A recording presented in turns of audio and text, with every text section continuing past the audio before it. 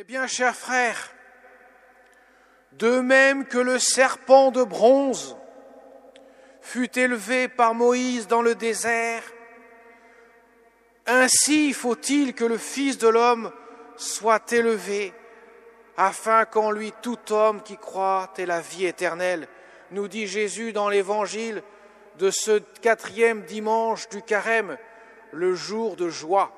Par excellence, c'est on appelle le dimanche létaré, réjouissons-nous au milieu du Carême. Voilà pourquoi l'ornement violet laisse place quelques instants à l'ornement rose, puisque le rose est une atténuation du violet, la couleur de la pénitence. Alors mes chers amis, le serpent de bronze dans le désert du Sinaï est le signe du Christ élevé sur le bois de la croix. Jésus le dit même, ainsi faut-il que le Fils de l'homme soit élevé. Il a été élevé sur la croix. Alors, revenons à cette histoire du serpent de bronze. Qu'est-ce qui s'est passé à ce moment-là? Eh bien, comme toujours, le peuple est rebelle, il est idolâtre, il ne cesse d'offenser Dieu par le péché. Alors, Dieu envoie des serpents à la morsure brûlante. Et dès qu'ils mordent les Hébreux, ils meurent. Alors forcément, vu l'hécatombe, Moïse dit « Seigneur, Seigneur, viens à notre secours, le peuple va y passer. » Sinon. Alors Dieu dit à Moïse, eh bien, prends un serpent de bronze, d'airain, élève-le sur un mât, et tous ceux qui regarderont ce serpent de bronze seront sauvés, malgré la morsure des serpents à la morsure brûlante. Et ce qui s'est passé, tous ceux qui regardaient le serpent de bronze, malgré avoir été mordus par les serpents, sont sauvés. C'est un signe que Dieu donne, bien sûr. Alors pourquoi un serpent? Habituellement, le serpent, c'est toujours celui qui reflète le diable. On se rappelle du serpent de la Genèse. Celui qui instille dans le cœur de l'homme, par le mensonge, l'orgueil. Le serpent de la Genèse, c'est l'animal le plus rusé de la Bible. Celui qui veut tromper, celui qui veut dévoyer le cœur de l'homme. Effectivement, le serpent incarne une certaine sagesse, mais là, en l'occurrence, celui de la Genèse et celui des serpents à la morsure brûlante sont une sagesse dévoyée. Elle veut tromper. Or, la sagesse, la véritable sagesse, elle nous conduit à Dieu. Et justement, le serpent de bronze signifie la véritable sagesse. Jésus n'a-t-il pas dit dans l'Évangile « Soyez rusés comme les serpents, mais candides comme la colombe ». Vous voyez, le serpent a cette ambivalence des deux formes, pourrait-on dire, de sagesse. Celle qui est dévoyée, incarnée par le démon, et celle qui représente bien sûr la vraie sagesse, le Christ, le Fils de Dieu.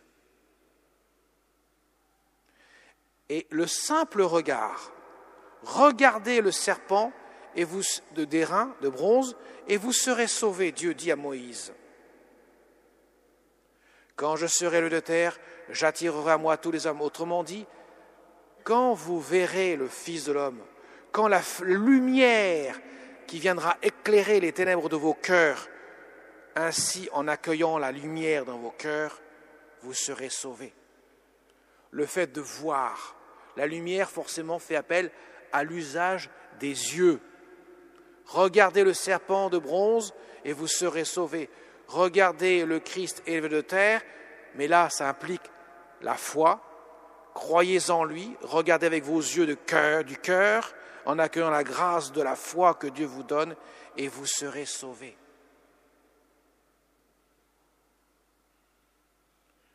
Voilà pourquoi Jésus dit cela. Et il ajoute, la vraie raison,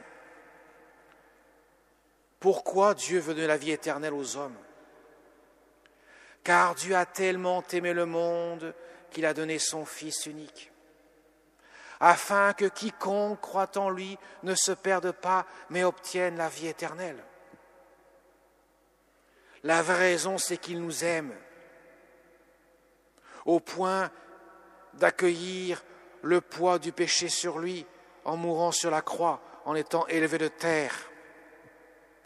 Dieu aime tellement le monde qu'il n'est pas venu pour le juger, pour le condamner, mais pour le sauver.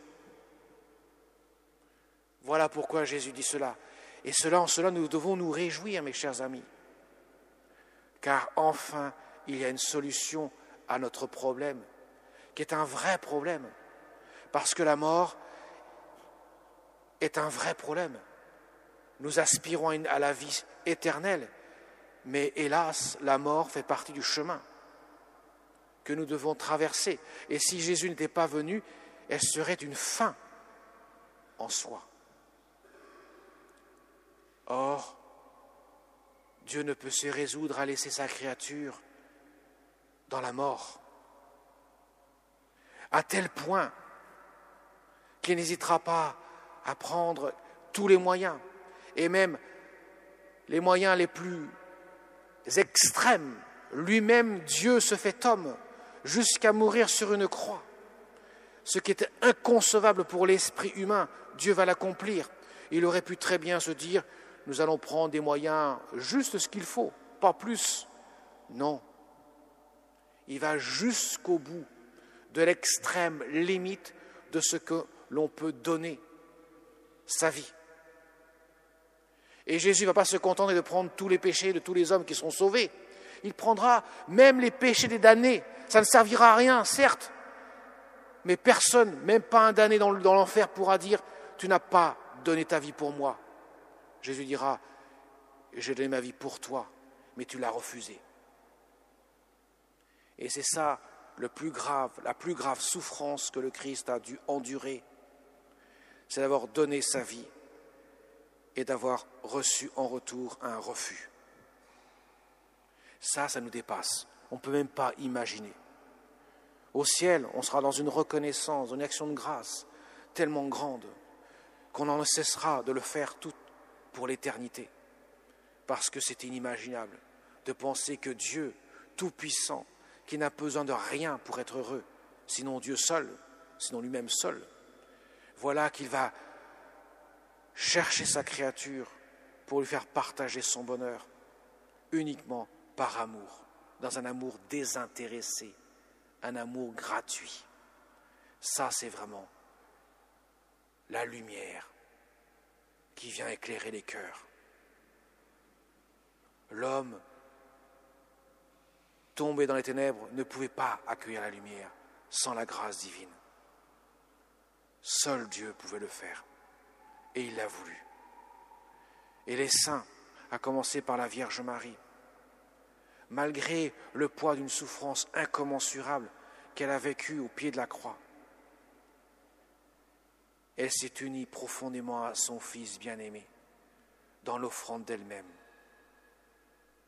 Elle a partagé la souffrance de l'époux, elle qui signifie au pied de la croix l'épouse, car elle signifie l'Église, celle qui a été rachetée, celle qui a bénéficié du mystère du rachat, de la rédemption, par anticipation des mérites de la passion du Christ, puisqu'elle est l'Immaculée Conception.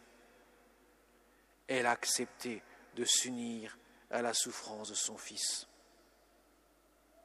Alors demandons à notre Mère du ciel de nous aider, nous aussi, pour les quelques petites pénitences que nous pouvons faire pendant ce carême. Ne l'oublions pas, nous avons reçu dans l'Évangile 3 moyens au début du carême: le jeûne, la prière et l'aumône. Autrement dit, 3 moyens pour nous aider à nous détacher quelque peu de nous-mêmes, pour nous centrer sur Dieu et sur notre prochain, pour aimer de l'amour de Dieu, Dieu lui-même et notre prochain. Demandons à la Vierge Marie et à toute la multitude des saints de nous aider à emprunter ce chemin de confiance, d'abandon et de renoncement de nous-mêmes pour nous centrer sur Dieu, la source du vrai bonheur, que nous puissions regarder toujours le serpent de bronze, lui qui nous montre le ciel vers lequel pointe notre âme. Amen.